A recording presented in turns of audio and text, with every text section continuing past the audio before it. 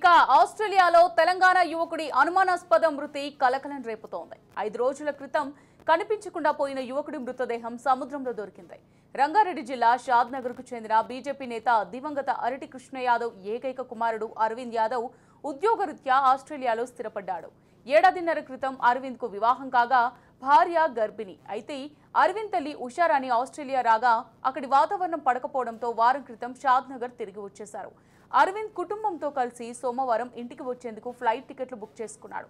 Arvind car wash చేసుకుని వస్తానని చెప్పి బయటకెళ్లాడు. తిరిగి ఇంటికి రాకపోవడంతో కుటుంబ సభ్యులు కంగారు పడ్డారు. వెంటనే పోలీసులకు ఫిర్యాదు చేయగా గాలింపు చర్యలు మొదలుపెట్టారు. ఇంతలో అరవింద్ మృతదేహం సముద్రంలో లభ్యమైంది.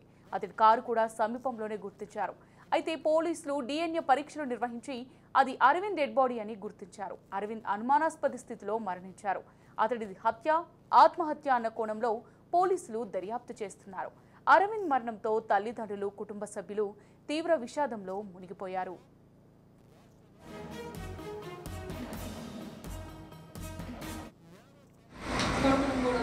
నాకు ఏమైందో నాకు కరెక్ట్గా తెలియదు. నేను మొన్న శనివారమే వచ్చిన అక్కడికి వెళ్ళి ఆదివారం ఫోన్ చేసి మాట్లాడేది మంచిగా నాతో అంతే. సోమవారం ఫోన్ చేసి వాళ్ళ ఫ్రెండ్ ఫోన్ చేసిండు నాకు అంతే.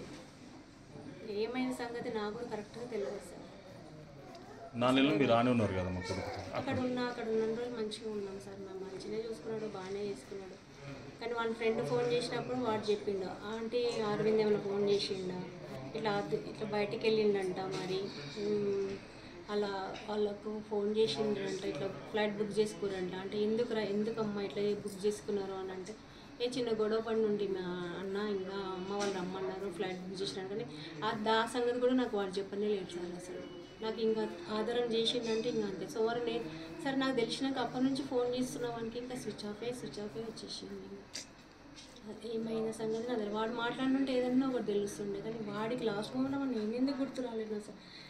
వాడి నాన్న చనిపోయినప్పటి నుంచి కూడా కష్టపడి వాడందలో నుంచి పెరిగినాడు సార్. ఒక స్టేజ్కి వచ్చిండు, అమ్మ నాకు ఇంకా పేర్స్ అది వచ్చేసింది, సిటిజన్షిప్ వచ్చింది, ఇంకా 4 నెలలు అయితే గవర్నమెంట్ జాబ్ వస్తుందమ్మా, మనం ఒక సెటిల్గా ఉన్నాం, ఒక లైన్కి వెళ్తున్నానమ్మా. నేను జాబ్ వచ్చినాక అమ్మాయి కూడా జాబ్ వస్తుంది, ఇంకా ఒక ఇల్లు తీసుకుంటాము, తర్వాత పిల్లల ప్లాన్ ఉందమ్మా నాకు. ఇప్పుడు వాతావరణం పడవసలేదు, నువ్వు వెళ్ళమ్మా ఇంకా అనేసి వాళ్ళ ఫ్రెండ్ వాళ్ళ అమ్మ తోడిచ్చి పంపిండు సార్ నన్ను. అంత దూరానికి వెళ్ళి ఇటు పంపడానికి నాకు తోడు చూసినోడు ఇంకా లైఫ్ లాంగ్ నేను ఇట్లా ఉంటా అనుకున్నాడు. నాకేం అర్థమవుతలేదు.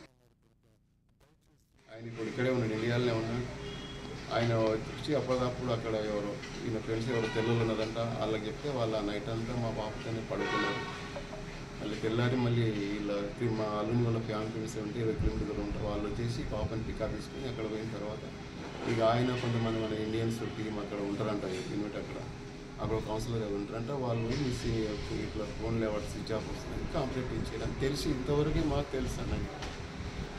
ఒక పక్క ఊరు పోయింది, ఏమైంది చూసేద్దామని మాకు కాదు.